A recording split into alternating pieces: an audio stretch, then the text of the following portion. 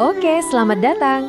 Kali ini kita bakal melusuri kisah yang luar biasa tentang dua peradaban besar di lembah sungai yang tanpa kita sadari telah membentuk sejarah dan bahkan spiritualitas dunia kita sampai sekarang. Jadi pertanyaannya gini, gimana caranya cuma dari dua sungai bisa lahir dua peradaban yang sangat sekali berbeda? Bukan cuma kota dan kerajaan, tapi juga gagasan-gagasan besar yang mengubah dunia dan bertahan ribuan tahun. Yuk kita cari tahu bareng-bareng. Oke, kita mulai dari dasarnya dulu ya, panggungnya. Panggung tempat semua drama sejarah ini berlangsung. Dua lembah sungai yang jadi denyut nadi kehidupan di Asia Selatan. Nah, di satu sisi, di sebelah barat kita punya sungai Indus, yang sekarang ini kebanyakan ada di Pakistan dan India Barat Laut. Ini nih rumahnya peradaban kota yang super maju tapi juga penuh misteri. Terus di timur ada sungai Gangga yang megah, yang mengalir dari Himalaya sampai ke India Utara. Disinilah rahim bagi lahirnya kerajaan-kerajaan dan agama-agama baru. Jadi ini kayak dua dunia yang berbeda, yang dipisahkan oleh geografi, tapi nantinya bakal terhubung oleh takdir sejarah. Nah, sekarang yuk kita lihat gimana cara orang-orang di dua lembah ini membangun dunia mereka. Ini bukan cuma soal beda arsitektur loh, ini tuh perbedaan yang fundamental banget soal cara mereka melihat tatanan masyarakat dan kekuasaan. Coba lihat lembah Indus. Di sana itu kotanya terencana dengan sangat rapi. Contohnya Mohenjo-daro. Tata letaknya itu lurus-lurus kayak papan catur, yang nunjukin ada perencanaan pusat yang canggih banget. Sementara itu, di lembah Gangga ceritanya beda total. Di sini kita justru melihat lahirnya kerajaan-kerajaan, di mana kekuasaan itu terpusat pada satu orang, yaitu raja, yang seringkali dianggap punya semacam mandat dari dewa. Biar lebih jelas, kita bedah perbedaannya. Peradaban Indus itu isinya kota-kota mandiri, dengan tatanan sosial yang kayaknya sih berdasarkan profesi, kayak pedagang dan pengrajin. Inovasi mereka yang paling keren itu ya tata kota terencana dan sistem tulisan unik mereka, yang sayangnya sampai sekarang belum ada yang bisa mecahin artinya. Nah, di sisi lain, lembah Gangga sistemnya monarki. Tatanan sosialnya jauh lebih kaku. Ada sistem Varna atau yang kita kenal sebagai kasta. Tapi, inovasi mereka juga gila-gilaan di bidang lain. Lahirnya sastra epik kayak Mahabharata dan Ramayana, plus penemuan konsep angka nol yang mengubah dunia matematika selamanya. Oke, dari bangunan fisik dan cara hidup yang beda ini, kita geser yuk ke dunia kepercayaan mereka. Karena dari lembah Gangga inilah muncul sebuah sistem keyakinan yang nantinya jadi salah satu agama tertua di dunia. Pertanyaan ini penting banget. Ini membawa kita dari perangkat keras peradaban, kota dan kerajaannya, ke perangkat lunak filosofis yang jadi motor penggerak masyarakatnya. Jadi, apa sih yang ngasih makna ke hidup mereka? Jawabannya ada di dalam Weda. Weda itu artinya pengetahuan. Ini bukan satu buku ya, tapi kumpulan teks-teks suci yang diwariskan oleh bangsa Arya. Anggap aja ini semacam perpustakaan spiritual raksasa yang jadi fondasi dari semua ajaran Hindu. Perpustakaan spiritual ini punya 4 bagian utama. Pertama, ada Rig Veda. Ini yang paling kuno.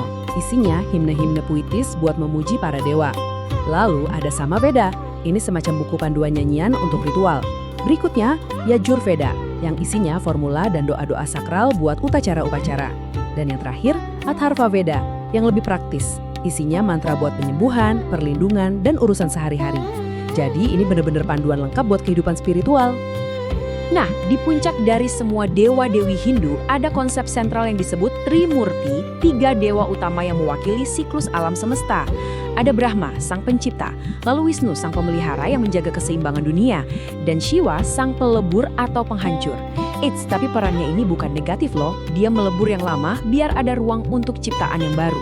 Penciptaan, pemeliharaan, dan peleburan, ini adalah siklus kehidupan abadi. Dari teks-teks suci tadi, muncullah beberapa konsep inti yang membentuk cara pandang orang Hindu. Ada karma, yaitu hukum universal sebab akibat. Terus ada samsara, siklus lahir mati lahir kembali yang terus berputar. Setiap orang juga punya dharma atau tugas dan jalan hidup yang harus dijalani.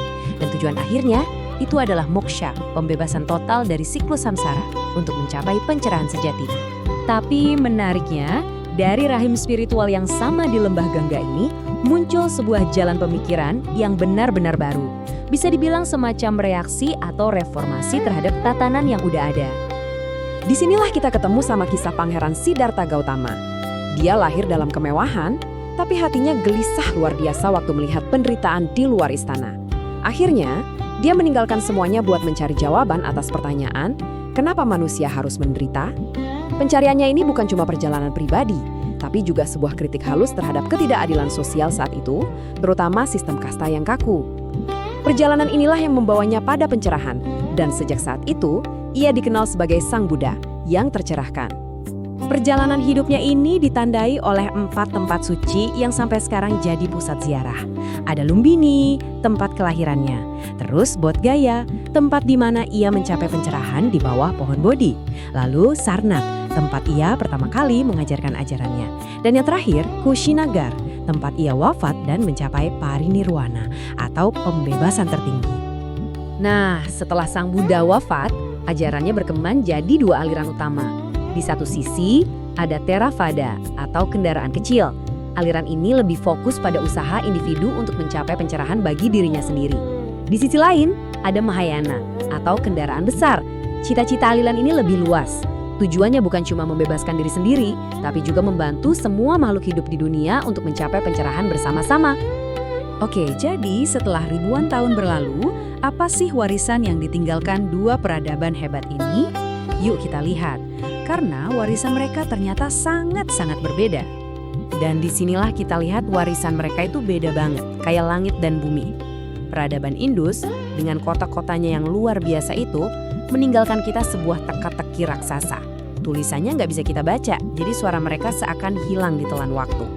Sebaliknya, peradaban Lembagangga justru memulai sebuah percakapan global yang nggak pernah berhenti. Ajaran Hindu dan Buddha dari lembah ini menyebar ke seluruh dunia dan terus membentuk cara pikir dan cara hidup miliaran orang sampai detik ini juga. Dan ini akhirnya membawa kita ke pertanyaan penutup yang bisa kita renungkan bersama.